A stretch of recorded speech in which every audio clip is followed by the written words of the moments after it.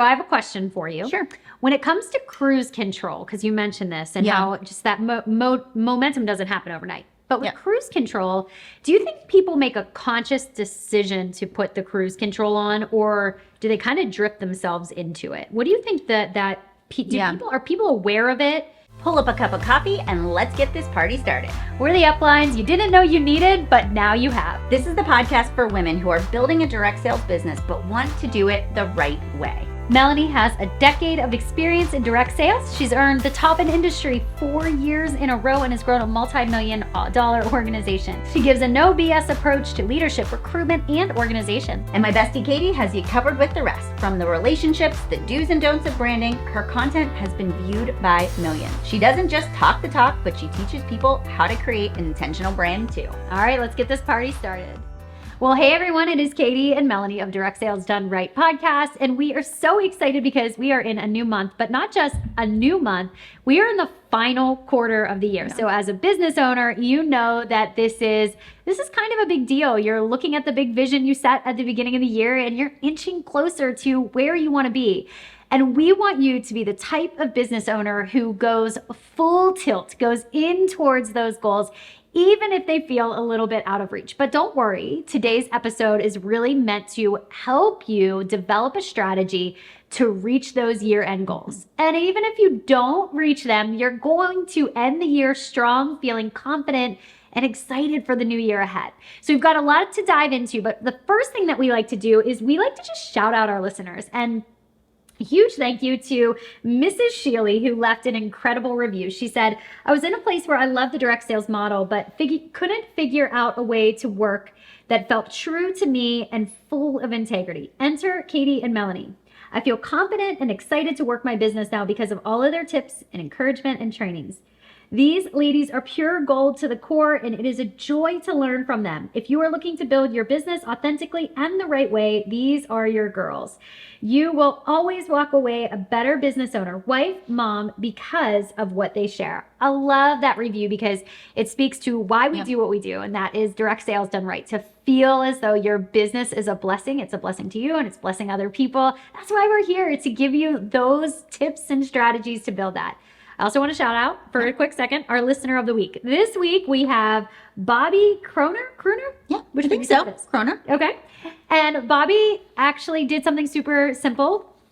She actually just tagged us on Instagram. She tagged us on Instagram. She let us know she was listening. And so she is the winner this week. Thank you so much for tuning in. Thank you so much for sharing Direct Sales Done Right podcast with others. But I know that you are here to hear this week's episode, which is all about pushing towards the end of the year. I said push, but you know what I mean. Yeah. 5 habits to establish now to reach your year-end goals. All right. So do you want to dive in? Let's dive in. Okay, all right. So it is the fourth quarter, and you're either one of two camps of people. September just was like, boom, gone, right? Yeah, we went from August, the back to school, end of summer, sort of hustle and bustle, to where is September? I feel like just the month has flown by. And so it's this stark reality that we are in the fourth quarter. So you're either excited for the fourth quarter because you can feel your momentum building, or you're the other camp of individual who realizes that, oh my gosh, I set some big goals for my business and I feel like my gap is a little bit big at the moment. And you're trying to decide, what do I need to do in order to get to my end of year goals? And I've had this conversation with a few of the women that I get to mentor about, should I go for it? Should I not? Should I go for it? Should I not? And so we really have had this in-depth conversation over the past week or so about what should the work look like. And it was really perfect because this podcast teased that up. And the one thing that I will say is, this is normal. If you get to this point in the year and you are beginning to question, can I do it? Is it worth it? Should I hit cruise control and just wait until 2024 and sort of come back and start, not fresh, but have a clean slate? This is what I've been telling people. Obviously there's a list that I walk people through of just a checklist of, is this the right decision to make? Is, going all in and really kind of turning it up a notch, is that the right decision for you at this time? But I always say, you won't regret that decision. Because if you decide to go hard in the fourth quarter and hard in a very strategic way, and you don't accomplish the goal, like separate yourself from the actual goal, whether you achieve it or not, and just look at, you will make way more progress, create way more opportunities, build new relationships that will actually build into more momentum going into the new year than if you just sat back and said, I'm going to be status quo. I'm just going to ride this one out in the fourth quarter and we'll have you will have zero momentum. Mm-hmm. So I always say, like, shoot for the moon. If you land on the stars, great. You're at least further along than if you didn't try at all. So, I just really want you to take that into consideration, because momentum doesn't happen overnight. Every person that is successful or has a big, burst in their career, it's not because they just showed up one day. It's like years or months of momentum that's being built. And that could be the fourth quarter for you. Okay, so I have a question for you. Sure. When it comes to cruise control, because you mentioned this and how just that momentum doesn't happen overnight. But with cruise control, do you think people make a conscious decision to put the cruise control on, or do they kind of drift themselves into it? What do you think are people aware of it? Or do people fall into it and then go, how did I get here? I'm just curious about your thoughts. I think it's a little bit of both. It depends on the person's level of self-awareness. Some people have no self-awareness. They don't actually realize that they're doing it. Okay. They actually go through and they think they're actually doing the business. Like, they're showing up, they're checking off the things on their tracker. And they're going like, look, Melanie and Katy, I'm doing all of the things. But it's like they're just going through the motions. There's no energy or passion behind it. And so it's the work, but it's not the right work or the right intensity of the work. So I do think some people don't realize they're doing it. And then there's a whole other subset of people that are like self-sabotaging themselves, right? Okay. They're like, yeah, I want to do. No, I don't. Yes, I do. Yes, I do. And so there's like the start and stop. Yes. And so I think there's another group of people that is aware of it, but that internal dialogue for them is really loud and noisy, and it's just more of a distraction keeping them from getting to I was just curious about your feedback about that. So because I do think that. I do think a lot of times, and maybe right now is a really great time for you to be aware of your own habits before we even give you our tips and strategies, to really say, okay, am I starting to coast? Am I starting to just go on cruise control? Or am I really saying, okay, I am putting forth the work with energy right now? And I do think that makes a difference. It does. And in a couple weeks, we're doing a podcast and we'll be talking about energy too. So stay tuned for that. But let's dive into today's episode and really give you 5 habits that you can adopt now in order to reach those goals that you have set for the end of the year, or at least propel your business forward, which is what we want ultimately, is that momentum. Okay, so tip number 1, this is big. It's to have somebody who's going to hold you accountable.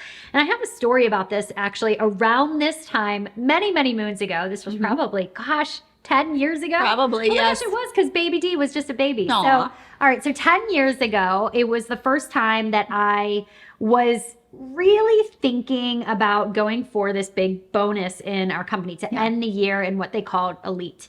And that basically allowed me to create an additional bonus opportunity for our family. And it actually, I knew, would push me to actually achieve a pretty big goal. I was going to grow my business, but I had doubts. I was pretty far away. It wasn't that close. I had just had my son.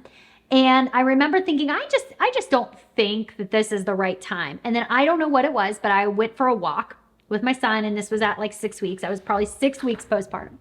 And I went for a walk with him, and I went up this huge hill, and I was just sweating. And that whole time I'm doing this, and it's really hard, and I'm like sweating profusely, and Dom's getting a little fussy. And I remember thinking, do hard things, and I'm walking up this hill and it's getting harder and harder, but I'm like, maybe I can. And that doubt that I had about the ability to do it started to dissipate, and I started to really say, but what if I did? What would it look like? And one of the things that I decided was, if I'm going to do this, I'm not doing this alone. And there were 2 other girls in the organization that were working towards the same goal. And I talk about this in the book, and it was their energy towards it, and then my energy, and all 3 of us sort of had these unique gifts on how to have conversations. We were building each other's confidence, we were giving each other tips and strategies, and we were all working towards a very similar goal. And in the back of my head, I was like, well, they're not going to do it. And then I'm not going to do it. Like if they're doing it, I'm doing it too. Like we're all doing it. We're all either going down or we're all going to elevate. And so that year we all did it. We all moved our business to the next level. It was a lot of hard work, but I just remember very much being empowered by the company I was keeping. And so you really want to say, okay, who's holding me accountable? Who's calling me on my bluff? Who's reminding me of my vision? And I think it works really well when you can do the same for somebody else. So this is a great time to really look around your circle and say, who's working towards something big? Whether they're in your company or not, sometimes you have friends who are in different organizations. I really feel as though that accountability and that energy you have by working with somebody who shares that similar sort of mindset, it does make a difference. So tip 1, accountability, hands down. And you may look around at your current circle that you have and you might say, they're not really pushing me. They're allowing me to stay complacent. They're allowing me to kind of make excuses. They're not calling me out on it. I had this conversation this week with somebody that I mentor, and I said, you need to, I know that she's your friend, but you need a business partner or a success partner that is literally going to call you on your BS and remind you of what you're working so hard for.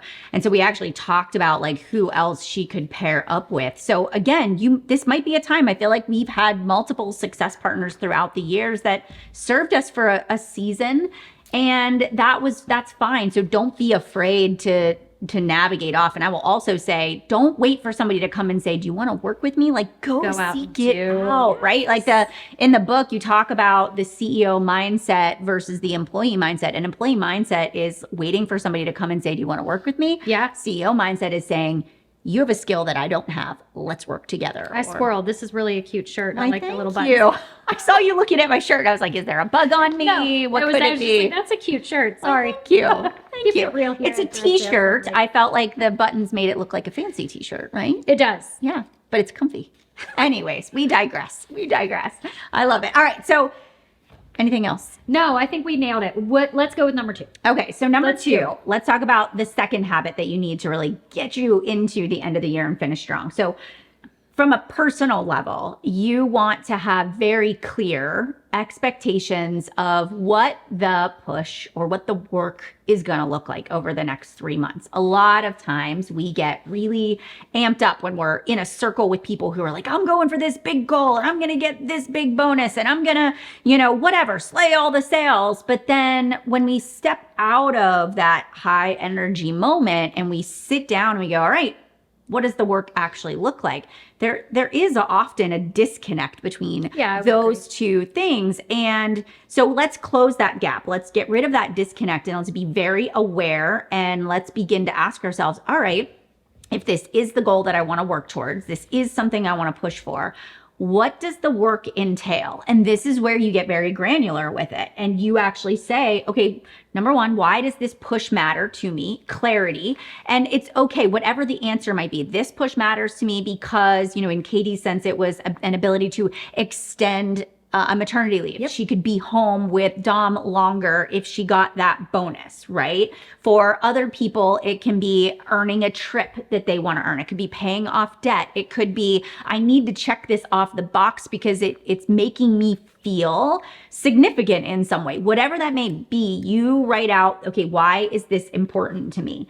And then you want to think about, okay, this is going to require time and effort. And what does that actually look like? What is the time? What is the effort going to look like? So does it mean that, if you've been a snooze person and you keep hitting the snooze 2, 3, 4 times, does it mean, hey, I can't hit snooze because I need that 20 to 30 minutes that I snooze to get in and build my business before I go to work, or maybe the kids wake up, or maybe for you it is, gosh, I really love to watch TV every night, but for this next 3 months, I'm gonna maybe cut back the amount of time that I spend watching TV. So you really have to look at what's it gonna require in terms of time. You have to look at it in terms of effort. Am I willing to have more conversations, send more invites, connect with more people. Am I okay with that? That's also important.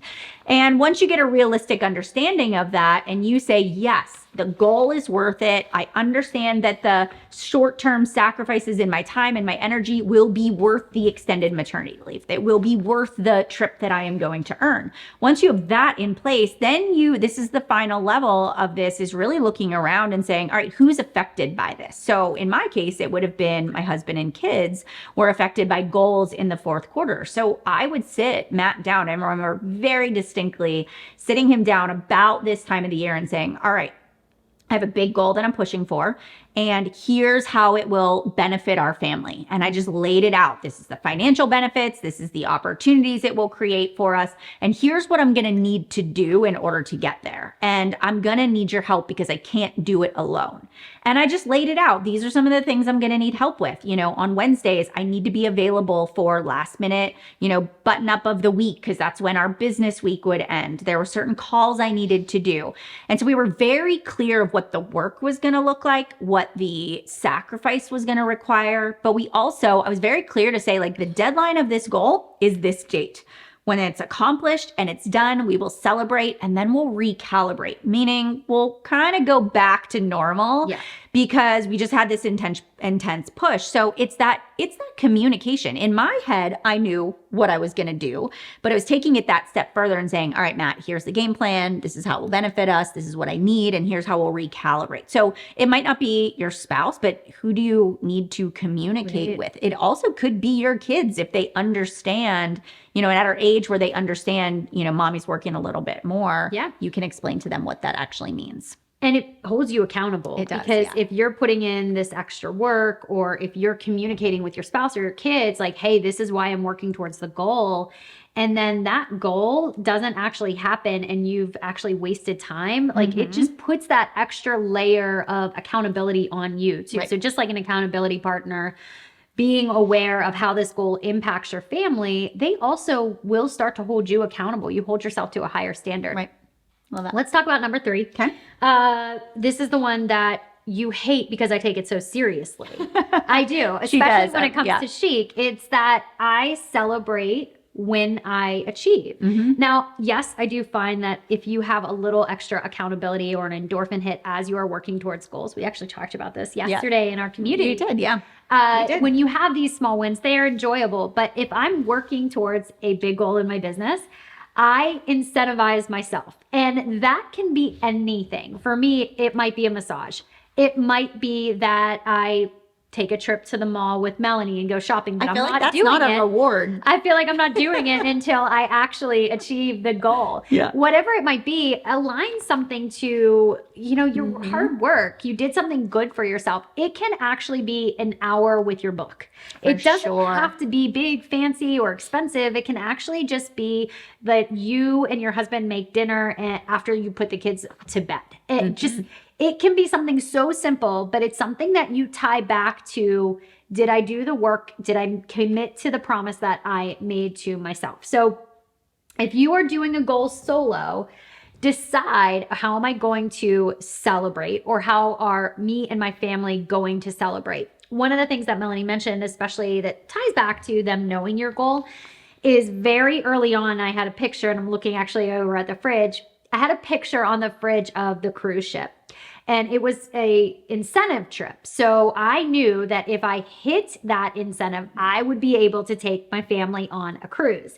So I put it up on the refrigerator, and then I looked at it every day. But you know who else was looking at it? My kids. My kids saw it every day. So they understood, okay, mom is working towards this, and I see her working hard. So I know that there's a good chance that that hard work is going to connect back to what's on the fridge. So I just want to remind you that you have to celebrate. A lot of people, and Melanie and I are very guilty of this sometimes, we're a work in progress, right? Yeah, all the time. We're not really great at celebrating those wins, and we go on to the next, on to the next. You don't want to fall into that trap, because then you can lose your excitement and your passion for work. Like, celebrate, get excited about the fact that you have done something really cool.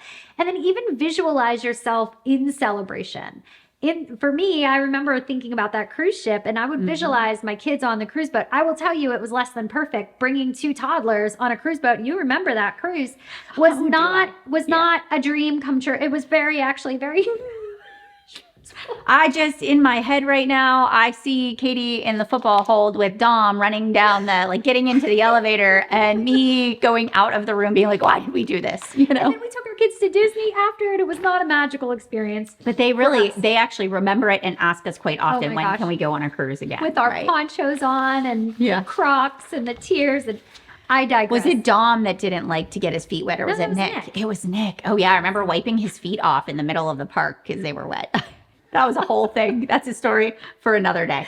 All right. Okay, so let's go with number 4. Do you want to share about that? All right. So number 4 is expect obstacles and anticipate how you will attack them versus letting them take you down. Now, this is a habit. I want you to develop this skill not just in the 4th quarter, but every single day. This is something I talk about often. We would be naive to think that obstacles aren't going to happen. I was in the shower this morning getting ready for our filming today, and I was thinking about this word failure. And I was thinking about the only reason that I am where I am today is because I have failed every single day for 12 years straight. I have been willing to fail and make mistakes more than somebody else that's not as far along on their journey. And so when you begin to look at my stomach. Yes, I did hear your stomach.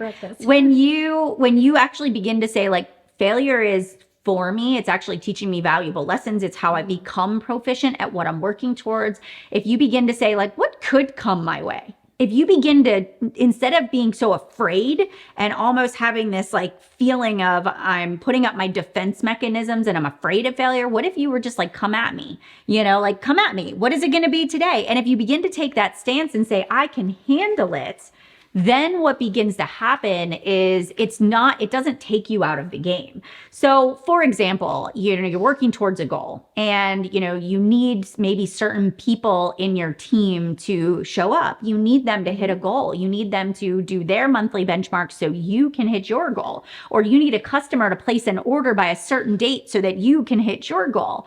And so the thing is we can't control what other people do. I can't control if Sarah presses submit on her order today or if she does it next Friday. I can't control if Lindsay decides that she wants to take a step back in her business. But what I can control is who I have in the pipeline.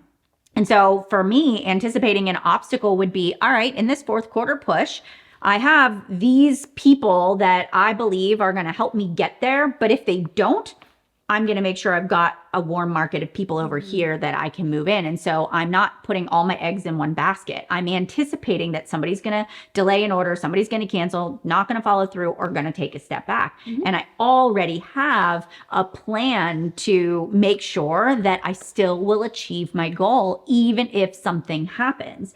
And so when you begin to think about your business that way, and you actually are very open and honest about the fact that that happens, it's less of, it's not an attack on you. It's not, oh, Katy's so bad at this, but it's more of a this is just how the business is. So you have to anticipate obstacles and you have to come up with that game plan. So, and that just means making sure that your healthy pipeline is very full. And part of your 4th quarter push could really be, I'm going to 10x my conversations, my invites, my connections with people, knowing full well that I'm going to need to have some new momentum coming in over the next couple of months in case things don't go exactly as I planned. I love it. Yeah. I love it. Okay. So you had the words on this paper, wrap up. I just want to add something here. I did. Okay. Yes. So do you want to add something here? Sure. And can I add something here is that we titled this podcast, The 5 Habits, and there are 4. And so I thought maybe as I was talking, Katy, you would realize it and make up the 5th one, but we didn't. So let's actually do a rapid fire. What is one more tip you would give somebody when it comes to making the goal a reality? Okay. So that would be my wrap up. You number had 5 that in the wrap. Oh, yeah. I So have my own. Okay. You do you, boo. I'll do mine and then you do yours, and then we'll call it a day. So I believe that energy is important. So I believe you could go through all 4 of these things. You could go, yes, Melanie, Katy. Yep. Got it. Check. You could be a great student. But if you wake up every morning and you are like Eeyore, Oh. right? Okay.